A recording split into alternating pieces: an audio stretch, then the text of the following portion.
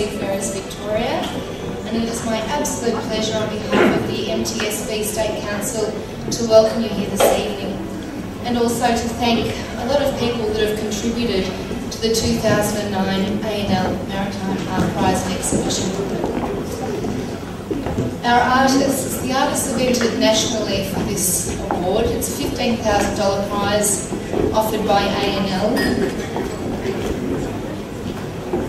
The exhibition has been curated by Jacqueline Taylor of Ozlink Entertainment, and our major sponsors, Rio Tinto, Port Phillip Sea Pilots, have contributed to the exhibitions, as has Minuteman Press in South Melbourne, and special thanks to Red Mullet Creative.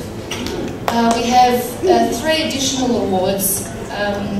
Thanks to ASP Group, we have the Best in Traditional Maritime Art Prize Award. It's a $5,000 award.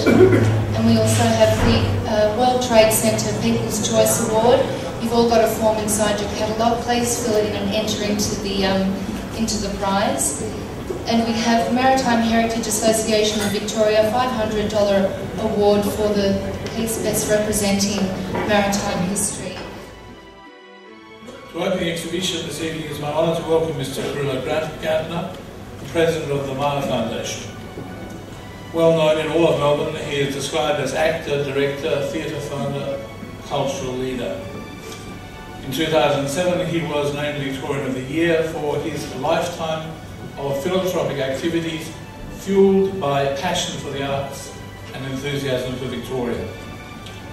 His legacy lives on with the Playbox Theatre, which he co-founded in 1976, and the Melbourne Comedy Festival, which he chaired from 1995 to 2000. I conned my mother into actually writing my speech tonight, and it's not my speech at all, it's her speech, and I'm going to read exactly what she wrote, because it seems very fitting for the occasion. And this is what she wrote. Tonight I'm reminded of the words of a Somerset folk song, for the sound of the sea is like victuals to me, and the life of a sailor is all my joy. We must never forget that we're an island continent and that our forebears arrived here by sea.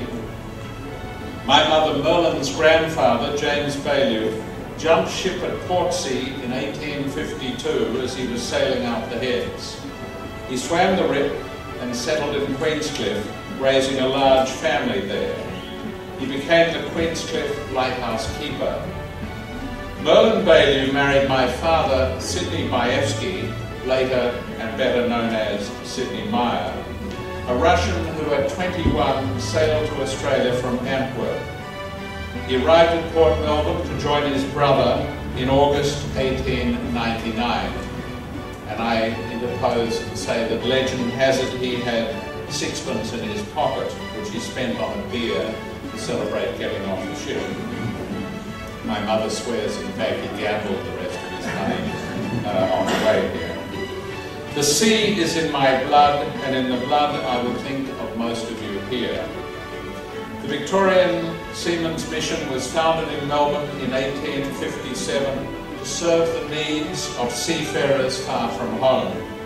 These actual buildings were built during the First World War.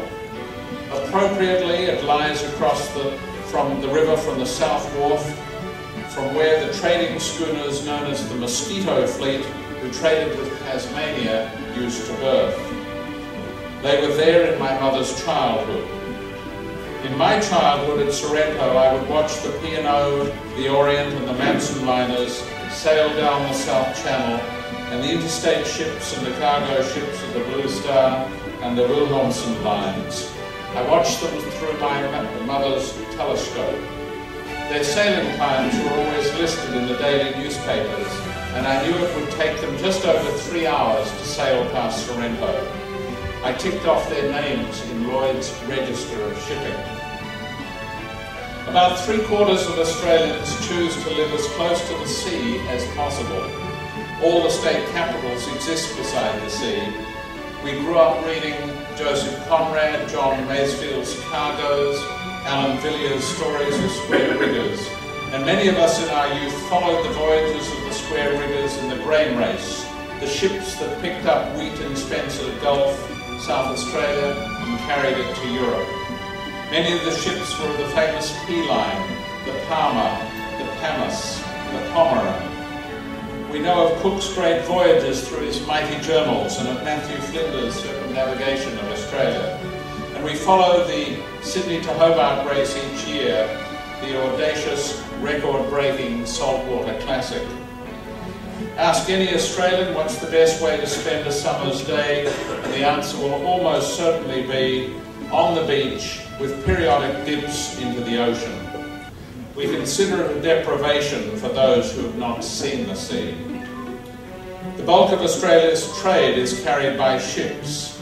Think of the innumerable iron ore ships and coal ships and LNG ships carrying the sources of Australia's wealth to China, Japan, Korea and elsewhere. And the innumerable container ships, the mother-in-law of ships, and the car carriers, the bricks. Melbourne's the largest container port in Australia. The turnaround time of the container ships is very swift, often less than a day. Sailors therefore rejoice in a few hours' leave when they can come ashore and come to the mission. It's a home away from home on land. They can communicate with their families from here. Friendly people offer recreation, rest, food and drink, or a time to meditate in the beautiful chapel. This mission, and there are others in Victoria, at Hastings, Geelong and Portland, and many throughout the globe, offers welcome for sailors of all nations and creeds. It's often known as the Flying Angel Club. Here at the Melbourne Mission, the annual art exhibition attracts marine artists of many styles, and with the abundant subject matter of ships, yachts, tugs, the ocean waves, the wide sky, the life of a busy port or a quiet yacht harbour, something of the sea you can hang in your own home. You can purchase your favourite sea pictures here or just wander among them and enjoy the art. I congratulate all the artists and organisers for a great exhibition, and it's very good to have all of you here tonight helping this splendid institution, the Mission to Seafarers, that has helped so many sailors over so many years. Thank you.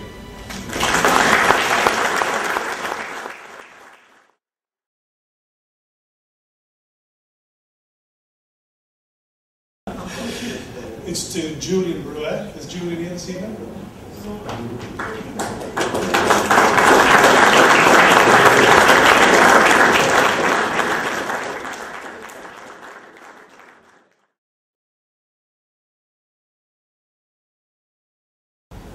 Jason has captured the essence of the changing maritime heritage of South Bank, and his painting has been beautifully crafted. So congratulations to Jason. Here's the award.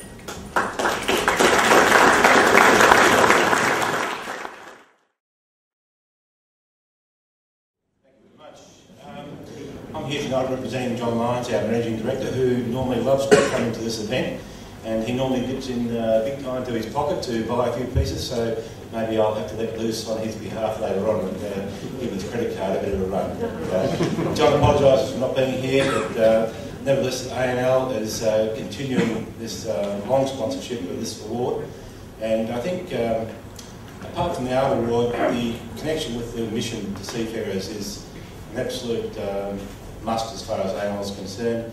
We're part of the CMA CGM group, a huge international shipping line, supporting the missions around the world, and the Melbourne branch in particular do a magnificent job, and all of our seafarers who make use of this facility are absolutely delighted to use the facilities and meet friends and acquaintances. So it's a dual-edged situation here to enjoy the artwork, but also to recognise the efforts of the seafarers.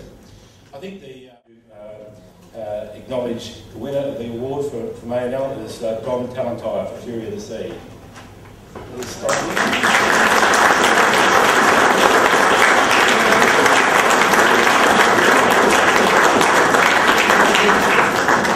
Don's been a long time exhibitor at this award, and he's got two art pieces in this year, so it's a great effort.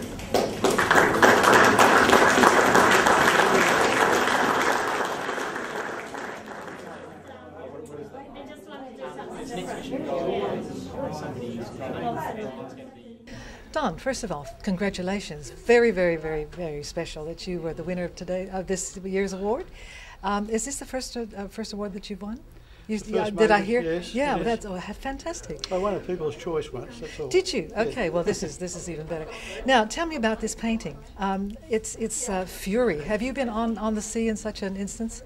No, but I've been on the ferry to Tasmania. Okay, that gave you the inspiration, was it? I think Well, that's fantastic. Yeah. Well, yes, but I tried to do something a little bit different this Yeah. time, and I used my imagination to depict Yeah. a possible shipwreck.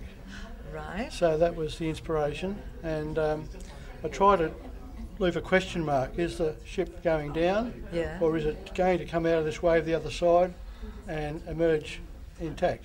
So you So leave that to your audience. Leave that Yeah. to people to... Well, I think that's an excellent idea. I love the colours.